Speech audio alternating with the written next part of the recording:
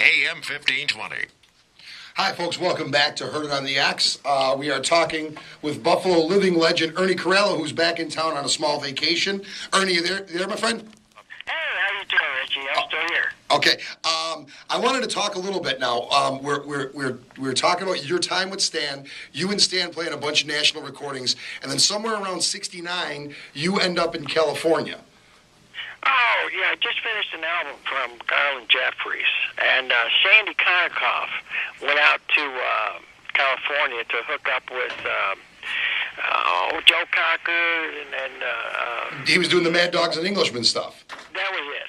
So he went out and went to do that, and he left an open invitation for us to come out there with him. So, And quickly, Ernie, for those who are listening out there, there was a singer named Nolan Porter who I got hooked up with, and his management was Gabriel Meckler.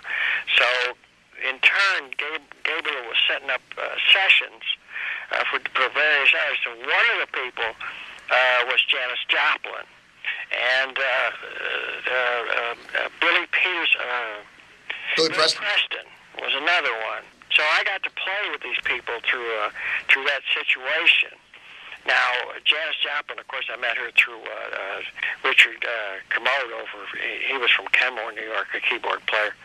But anyways, those sessions, I just kept, staying in California and applying my techniques and working on my reading, which was always my weakest point, was to work on my reading and keep...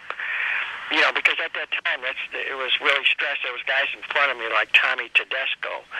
Right. He was a local guitar player who did very well. And in order to do those sessions, you had to keep your reading up to par.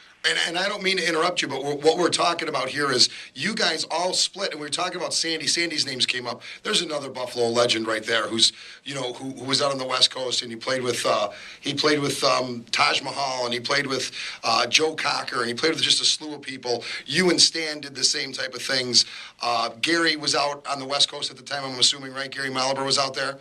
Oh, yeah, and we all would introduce each other to each other's players, and that's how I wound up with playing with Jesse Davis or Frank Zappa, and then in turn I would turn Sandy onto the Garland Jeffries and the John Cale albums that we did, and with Stan it was I think at that he was with Jackson Browne, and then I came into Don Henley, and I went around with my '59 Bassman 410s and my '52 Telecaster, and all these people I'm talking about always wanted to play that guitar and that amp, and I had offer after offer on that equipment, and I never sold it. I still have it, and that was part of the sound.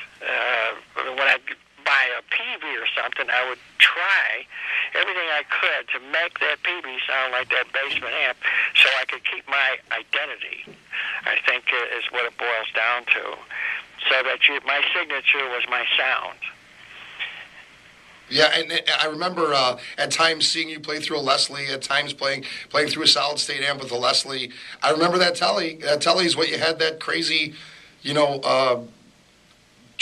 B-bender thing strapped to, too. Yeah, that's what I was telling you before. Before that, I mounted two bicycle handbrakes on a board, and I run the cables up and back of the neck, and had two small holes in the back of the neck that would grab the B string and the G string, and when you step on the two pedals, it would be the same effect with a slide bar as a pedal steel, because you're moving the same two strings, basically.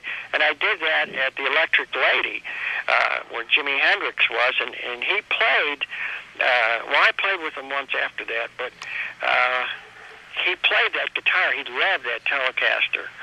And he was scratching his head about that, those bicycle handbrakes. He asked me, he said, you be able to take them off again? And I said, yeah. You just take string off and they pop out. But anyways, I thought I'd share that with you. But there's so many little experiments to distort your sound. I stuffed things into my speakers. I used broken speakers, and to try to get that distortion sound,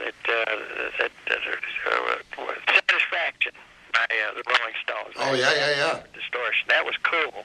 Now, let's face it, that was cool. Oh, without a doubt. And it's funny, too, now, because you look at stuff now, and with the age of digital, even recording-wise, it's so much easier. Now you get a small amp. It has all the effects on board. You've got fuzz tones, distortions, choruses, flangers. It's a different world than it was when you were coming up.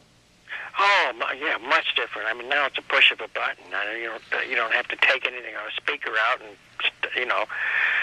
stuff tinfoil in there. And I know that I've worked with guys like Guy French and Nicholas Beltry. I mean, we can sit down and just laugh hysterically about the things I used to do to my amplifier to get that sound, and now you can get it with the press of a button. That's right.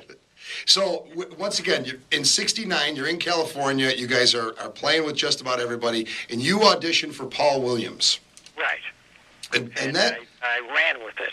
And that led you for a 7-year period of your life, a really large period of your life. Talk to me about that.